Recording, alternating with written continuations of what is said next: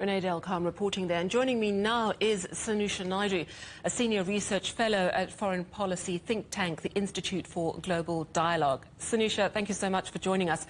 The election of the president and the speaker roles last night, it was the first move by this new unity government. Is it fair to say that they've passed their first test and perhaps the centre could hold? Good day, Sally, and good day to your viewers.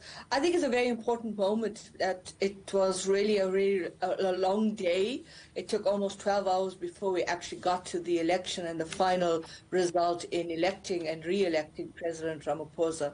I think this is the first step towards that what I would call a relative stability, because it's still very much a government of national unity that not only includes the Democratic Alliance, which is the official opposition, but now being in this government of national unity, we kind of have an interesting dynamic around that. But it also includes the Inkatha Freedom Party.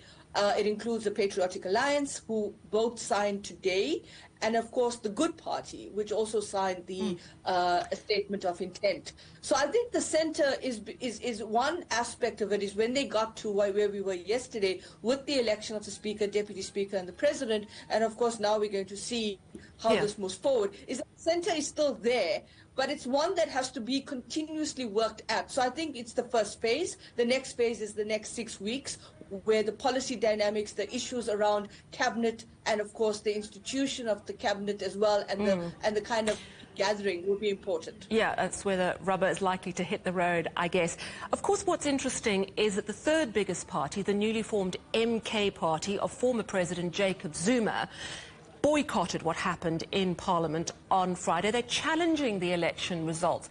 How much potential is there for them as a party to create problems for this new government?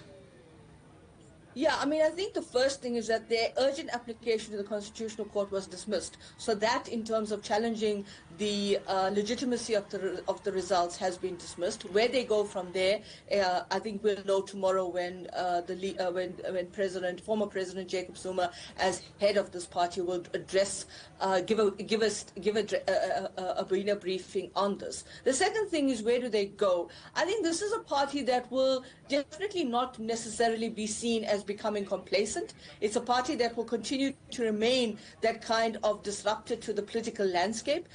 It doesn't necessarily agree with the way in which particular policy decisions, it doesn't agree with the Constitution, and that's an interesting thing, because it says that the Constitution needs to be changed. It's a Constitution that doesn't necessarily reflect the transformation agenda that should be happening. And so if you look at the GNU, the Government of National Unity, and the guiding principles of that GNU, it is about respecting the Constitution and the principles. I think this party, the MK party, will also be feeling as if that they won a big share of the vote in KwaZulu-Natal, which is their biggest base, at 45%. They have 37 seats in their provincial legislature. They also have 58 seats in the national legislature. So I think they feel that they should rightfully be in some kind of governing context. And so they won't necessarily back down. I think they are going to be that party that's going to continually disrupt and disturb the political space. All right, thank you so much. Sanusha Naidu is a senior research fellow at foreign policy think tank, the Institute for Global Dialogue in South Africa.